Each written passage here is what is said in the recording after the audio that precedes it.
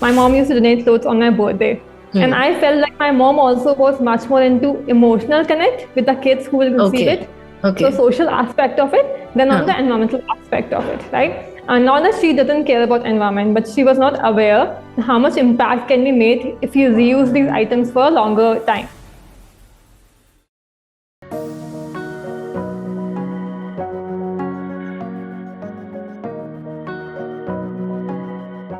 So good to have you on our show, Anushka. It's a pleasure to be here, actually. Great, you're comfortable? You made my Monday better. Okay, are you comfortable? Yes. Okay. Anushka, you are doing such a fabulous job. Share at doorstep. This Bangalore startup of yours is making donations easier while also reducing carbon emissions. Yes. I think there are a lot of things on the plate. But yeah, good summary of the startup. Okay. But Anushka, tell me, all of us believe in making the world a better place, right? And there are several ways in which we stand for the less fortunate. Right. All of us have good intentions. We want to do something for the less fortunate people. And your organization, Share at Doorstep, is making the process quite easier. So in the light of this, I wanted to ask, what is Share at Doorstep all about? What problem is it solving? Sure. So just to give an idea, it's like, as you said, it's kind of a way to turn your pre-loved goods into re-loved. So the items which we are discarding at our houses, which are still in good condition, are reused by someone who can make use of it. So that's the basic idea about this startup. And the problem we are solving is actually very, very huge, which I actually face personally. So if you see on an average in India, we have close to 9,000 to 18,000 worth of stuff lying in our houses, which are just stacked around. Correct. Yeah, and because we use our items only for 1/3 of their lifespan and not actually the whole life cycle of it.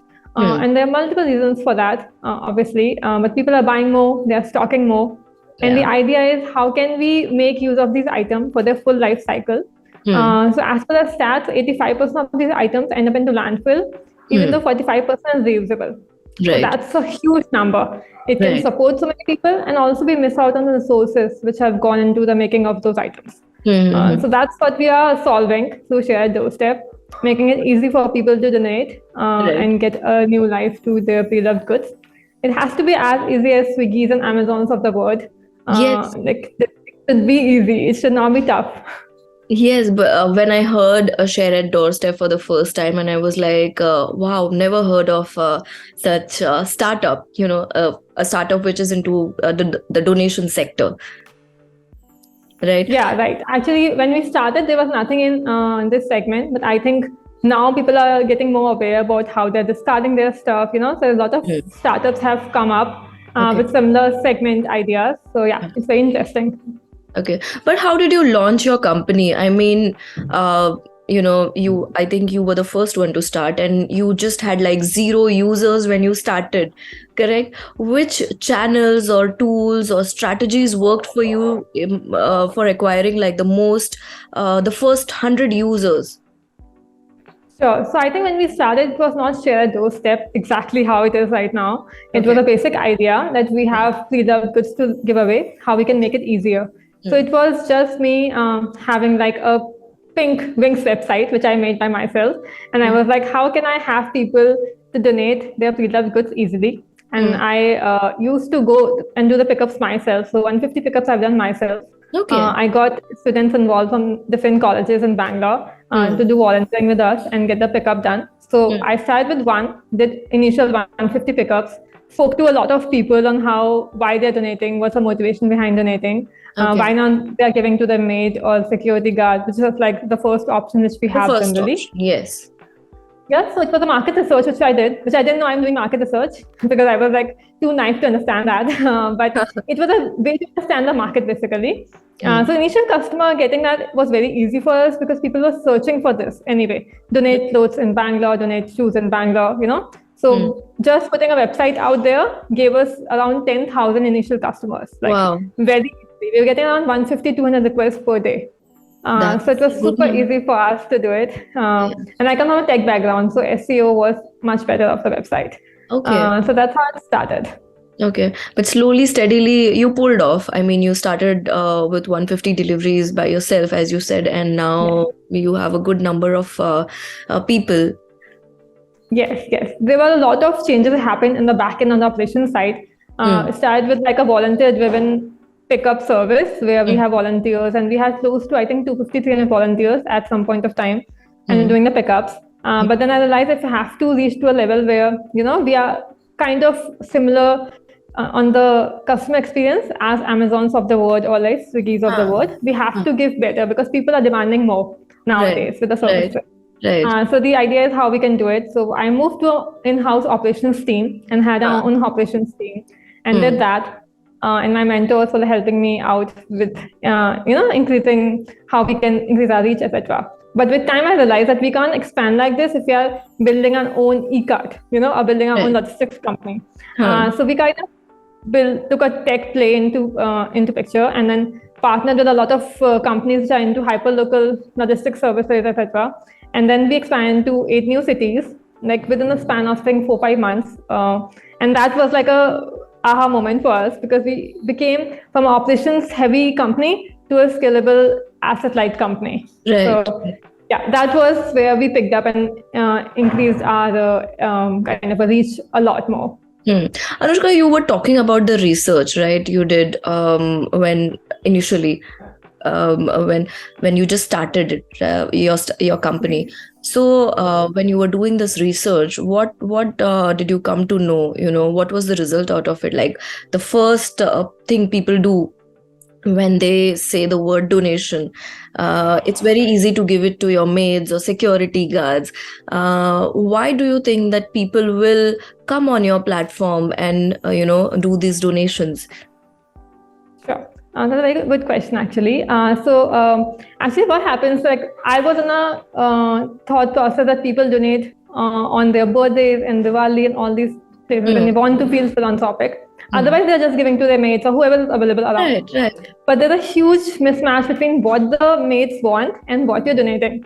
Now is not the time that we have just 10 pieces of clothing and the maid takes away happily, right? Also, you might have fashion pieces, which she might not take. You might have kids. You might not have kids, or security guard might not have he or she, whoever is the housekeeping. So the idea was how we can actually match the requirements of people who require these items and what we're donating. It has to be an easy fit. It has to be like, even if I give it to the maid, it should not be she's actually dumping it in her house and not using it. It has to be used by somebody. Correct. And because this can happen many times, right? I'm sorry to cut you. This can happen many times. What if your maid is like good in body and you are a leaner person? What are you going to do? You'll give your clothes, and what is she going to do with that clothes? Either she'll pile it up or either you have no idea, right? Right. And you don't want them to throw it away because they will not say no to you, maybe. A lot of them do say no nowadays, actually. And for security guards, there are like 600 flats in the apartment. If all 600 people are trying to give him something, he might not be or she might not be able to take it, right?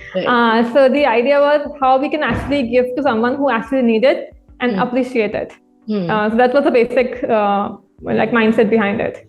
Right. When we say this word donation, people just think of one word, right? That we are doing some kind of charity or we are doing something good for the others. They don't think in this angle or from one angle that sustainability is also one angle like you are thinking about, right?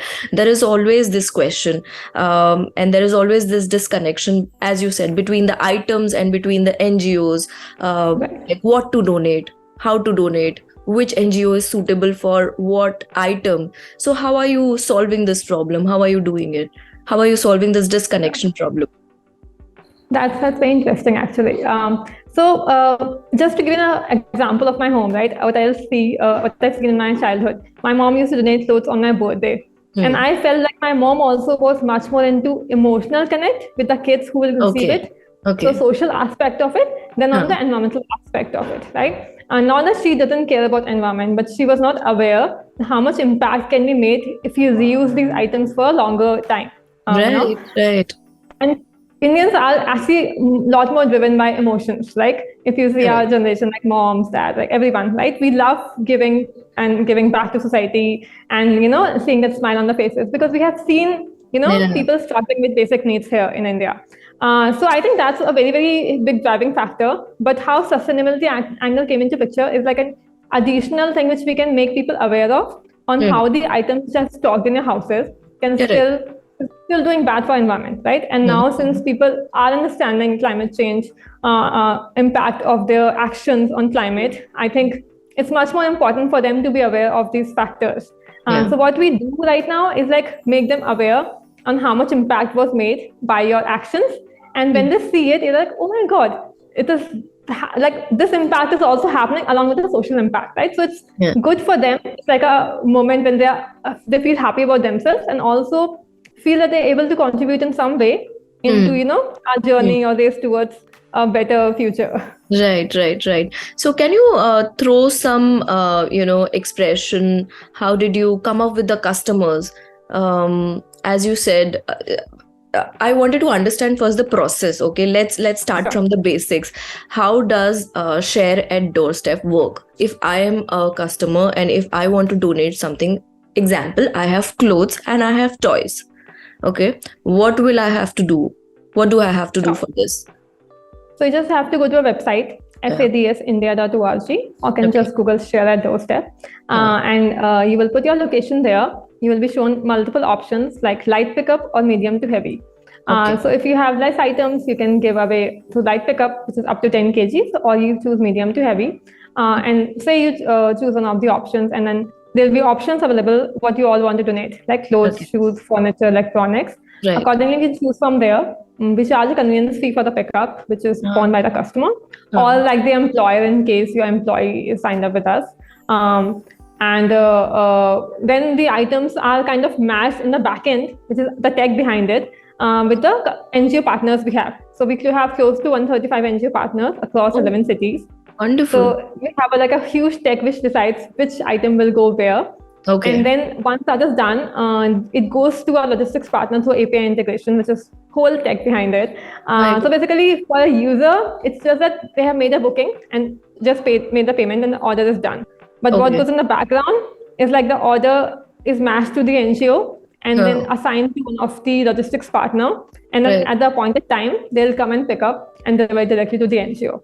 And then you are notified which NGO it has gone to. So it's end-to-end transparent. You know where it went. That's wonderful. Yeah. So what I understand is the whole process is like tech driven. There is no manual intervention. You have NGOs matching their algorithm with the requirements of the product, right? Yeah, that's correct. Yeah. We wanted to keep it very scalable and very asset light so that we can bootstrap in a bootstrap way and not have to raise funds. Nobody must have thought about this. कि ऐसा भी हो सकता है कि NGOs के needs के हिसाब से there will be a match. But tell me one thing, who comes to pick up? Is there a service provider from your end who comes to pick up these goods, or we have to go and donate it at a specific point?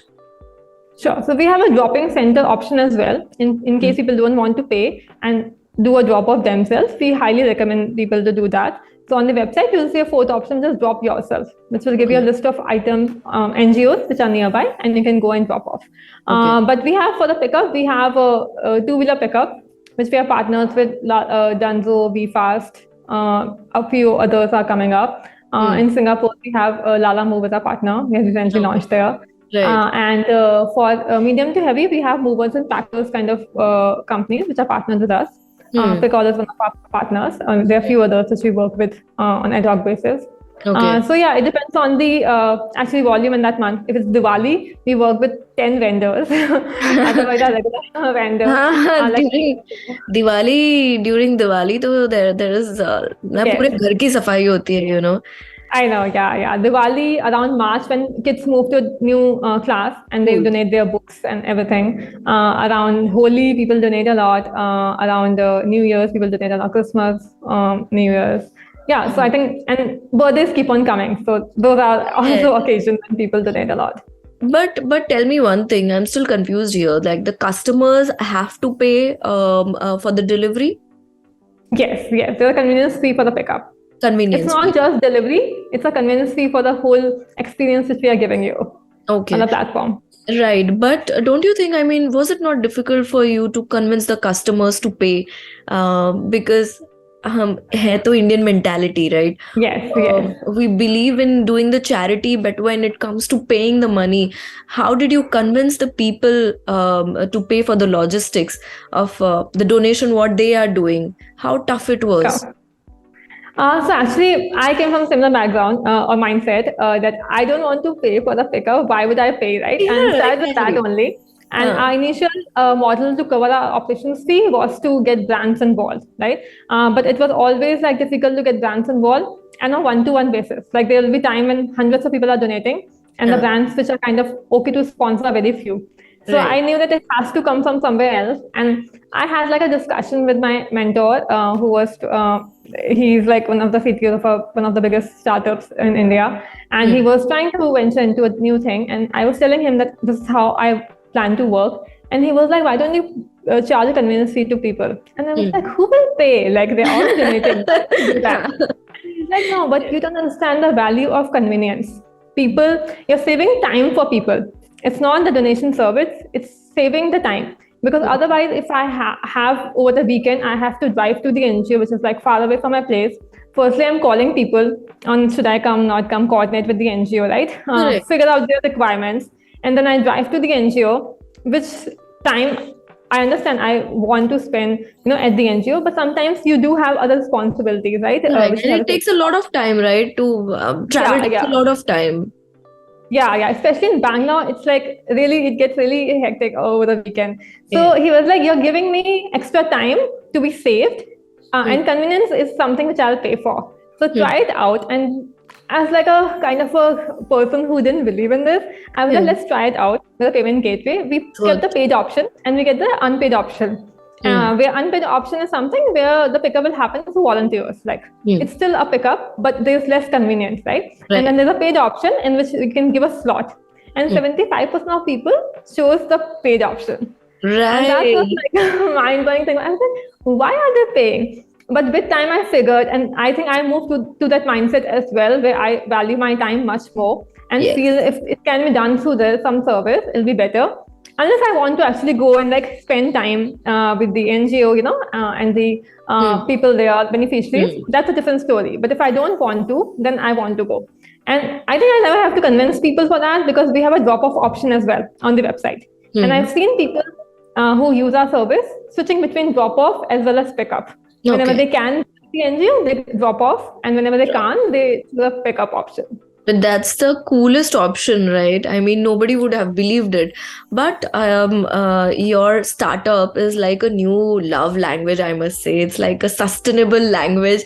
Like, why do you have to shop more? Why do you want to shop more? Or why do you want your clothes to just die in your closet? Donate it, share at doorstep, they are there, and donate it here, and it's giving new life to your clothes.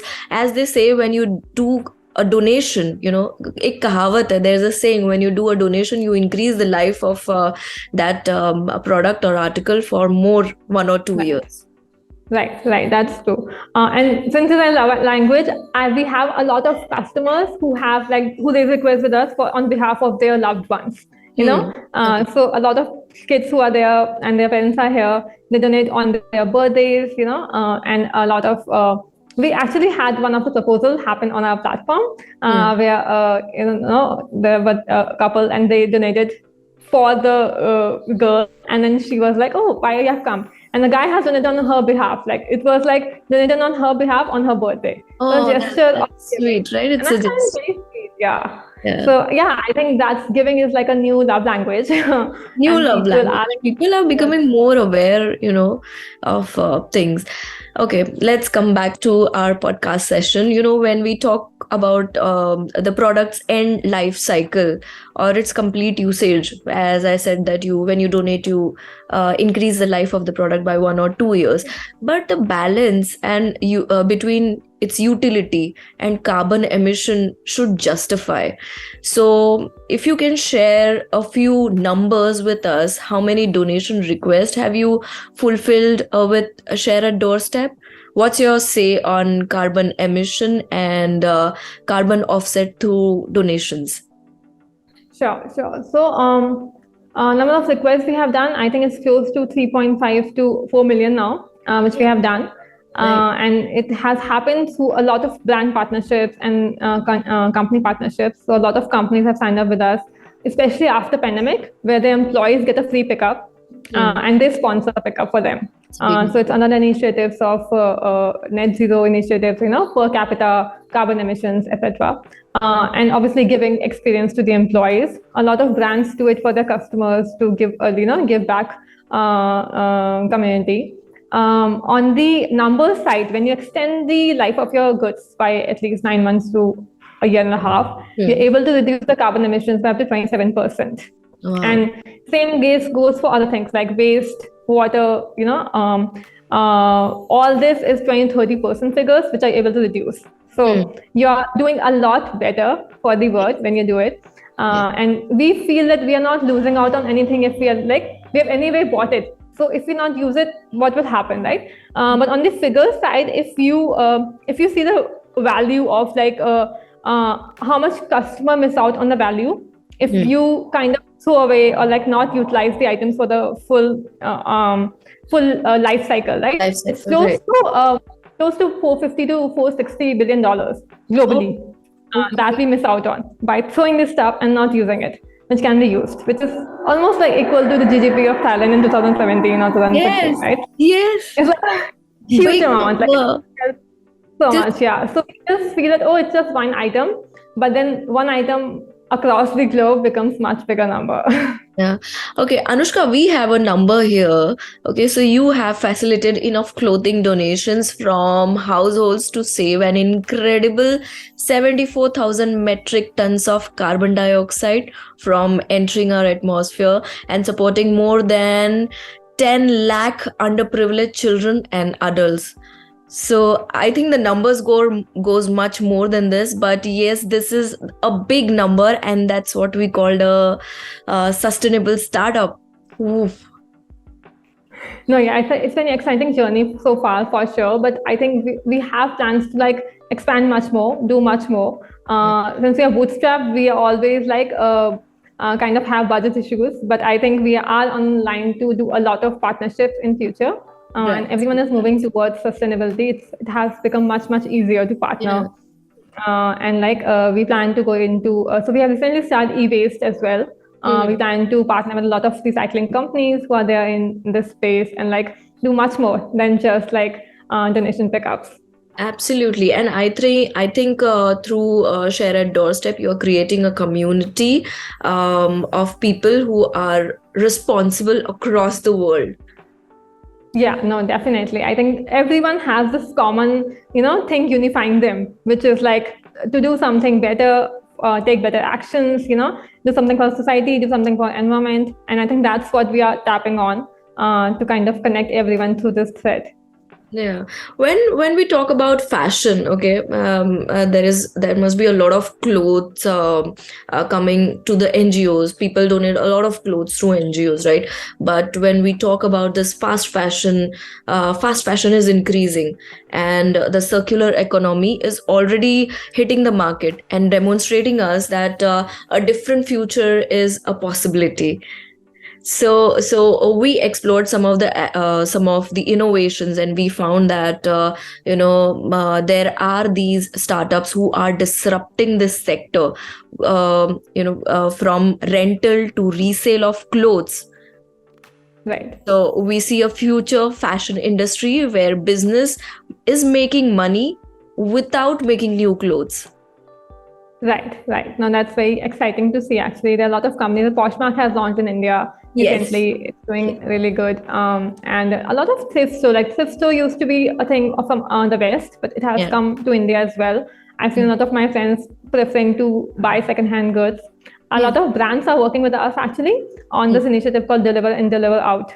That each time people buy new stuff, they should donate some stuff. And these are the same brands who are like into fashion, and but they also have a sense of responsibility that since we are making new stuff, firstly, obviously the quality, sourcing, and all comes into picture, but Correct. also how can we also stand for the same thing as a brand, and not just like say that we are doing XYZ, but also involve our customers through this experience to give away the stuff they're not using, because they Right. know that people might be having a lot of stuff lying around and they're Right. still buying new stuff. So how can we Absolutely. be part of this initiative? And the classic example for this is, I think, the marriages.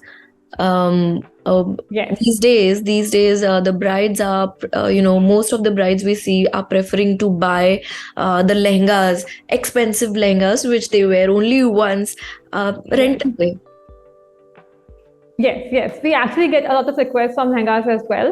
A Yeah. few of them obviously prefer to get rented, etc. But a lot of them have a like high emotional connect to it, and they want it to be used by someone who can use it. So a Yeah. few of the NGOs where we have donated those lehengas, they use it multiple times. Like each time someone gets married in the NGO, it's used. So a same lehenga is used for multiple weddings. That is so So that's exciting. Yeah. Yeah.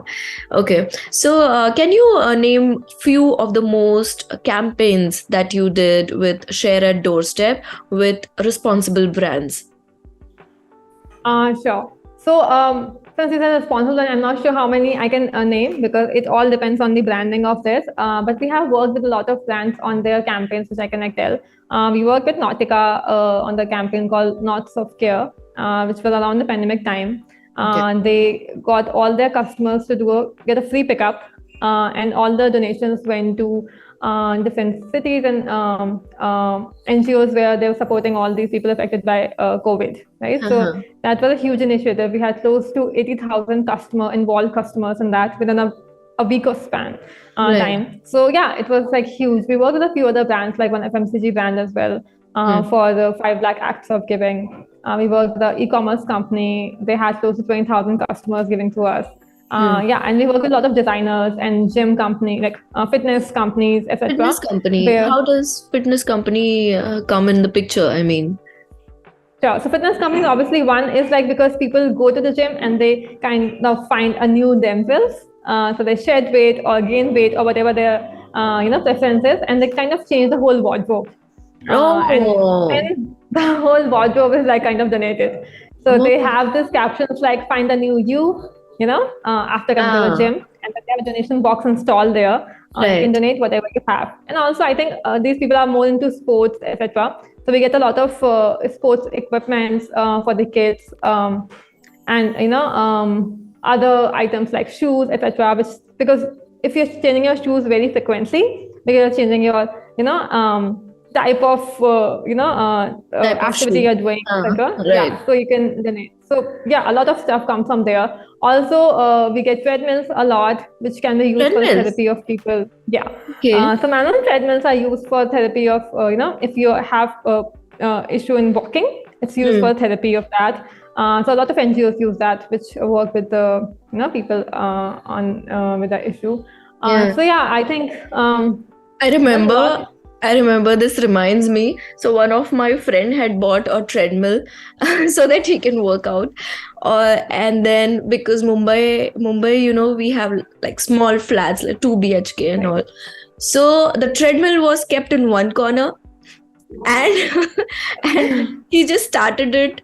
बड़े खुशी से start किया. He started, exercising and everything because he wanted to lose weight. And then what we could see is that after some time, there was no use of the treadmill. उस पर सिर्फ और सिर्फ कपड़े सूखते थे. Oh yeah, definitely. The uses of treadmill, like for physiotherapy kind of activities, like how much they can be used by people in different ways. It's amazing, and I have not realized like when we got the requirements of a few NGOs to like donate treadmills, I was like, why would it need treadmills? And when I saw them in use, I was like, wow, that's a very good use case.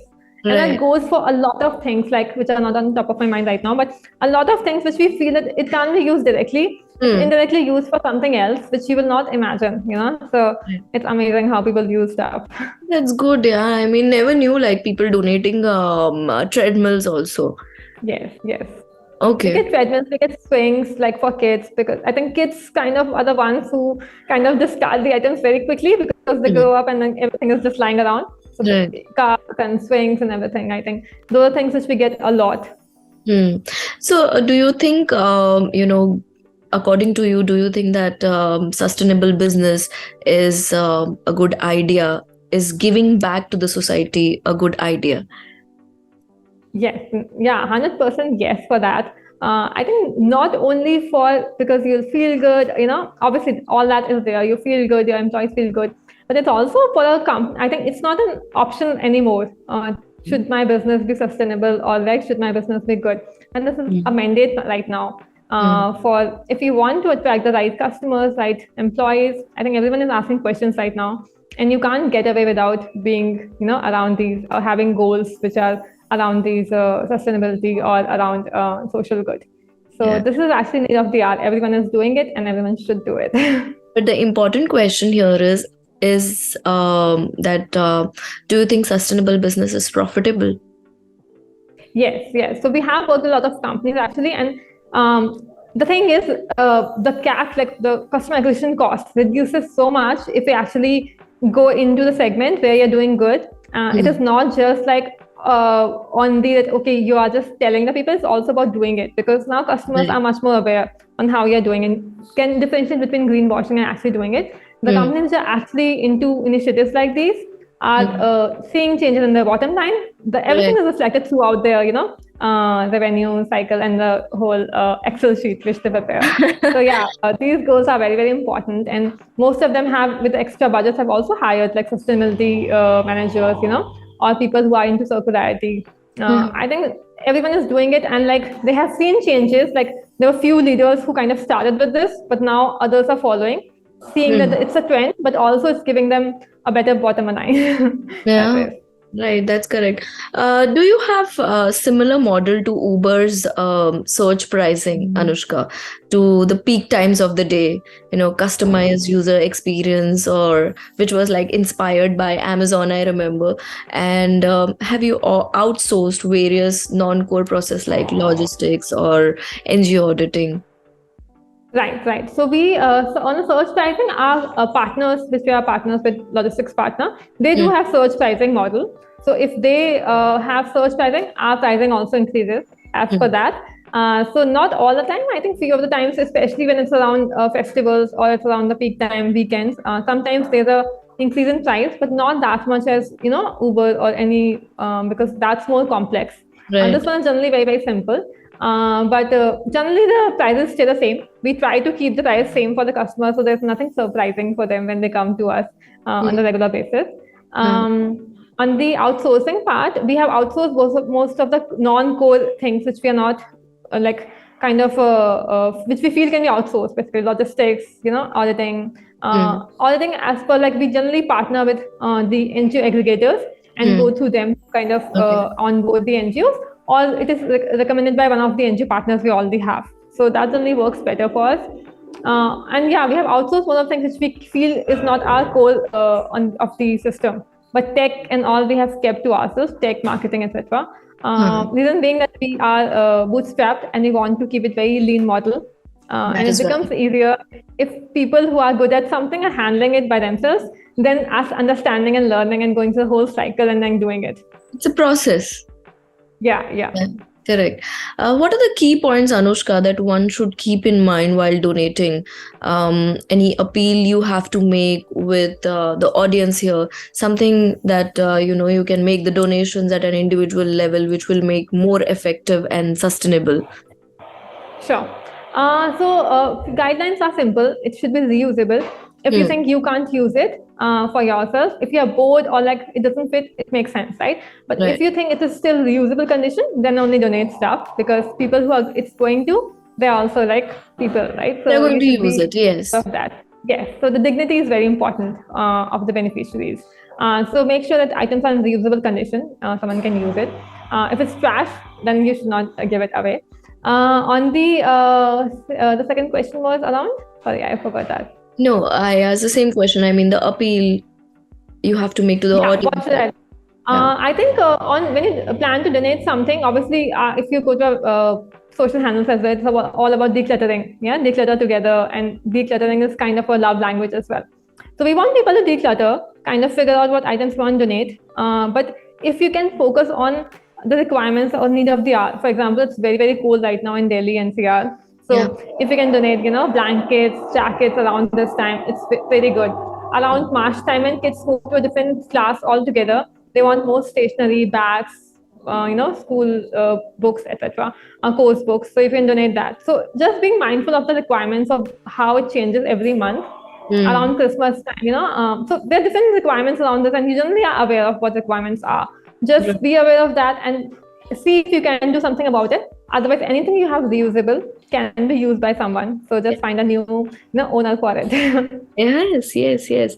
So at the end, I would like to say here, it's just not about the donation you're doing. You are spreading happiness. Each time you donate an item, you increase its shelf life by 1 or 2 years, and at the same time, you are reducing carbon emissions to a good considerable level, right? So keep spreading happiness and stay happy. So Anushka, any piece of advice you would like to give to our audience? Piece of advice is this, that be mindful of what you're buying, be mindful of what you're donating, and make sure that items which are in your closet are used. Items which are in your whole house actually are used properly, and if they're not in use, then find a new owner for it. Yes, absolutely well said. Anushka, thank you so much for your time. Thank you for, having a conversation with us and explaining us how to be mindful. No, it was a pleasure talking to you. It was so much fun. I think, same. It made my Monday because it was going quite boring before this. Thank you again, Anushka. Thank you. Thank you. Yeah.